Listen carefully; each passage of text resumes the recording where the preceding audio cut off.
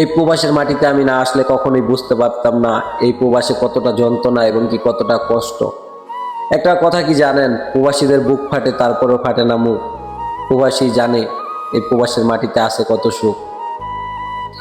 1 তারিখ থেকে 10 তারিখ পর্যন্ত প্রবাসীদের মুখে থাকে অনেক হাসি।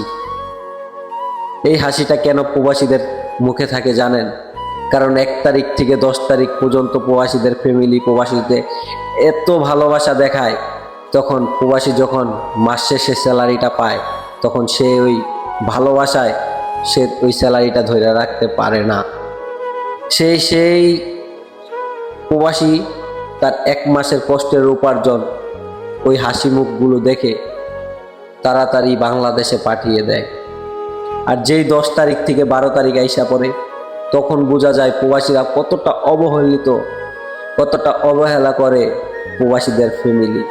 প্রবাসী যদি এইভাবে না এইভাবে বলে, তখন তারা প্রবাসীদেরকে কোনো মূল্যই দিতে জানে না। তখন বোঝা যায় এই প্রবাসের মাটিতে এমনিই তো একটা প্রবাসী এতিম, না আছে ভাই বোন, না আছে বাবা মা, না আছে আত্মীয় স্বজন, না আছে বন্ধু বান্ধব। একটা প্রবাসী দীর্ঘ 4-5 বছর পরে যখন বাংলাদেশে যায়, কিসের জন্য যায় আপনারা কি জানেন? আপনারা তো মনে করেন না জানি একটা প্রবাসী দীর্ঘ 4-5 বছর পরে 2-3 মাসের জন্য কোনো একটু সুখ খুঁজতে যায়। হ্যাঁ, একটু সুখ খুঁজতে যায়। সেই সুখটা কি আপনারা জানেন?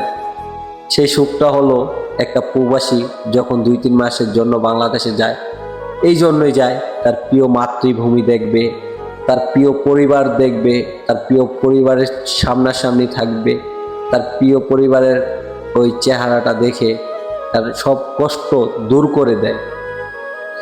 যখন প্রবাসী বাংলাদেশ থেকে বাইরের উদ্দেশ্যে রওনা দেয়, তখন একটা প্রবাসী জানে তার ভিতরে কতটা কষ্ট, কতটা যন্ত্রণা সে তার এই বুকের ভিতরে লুকিয়ে রাখে।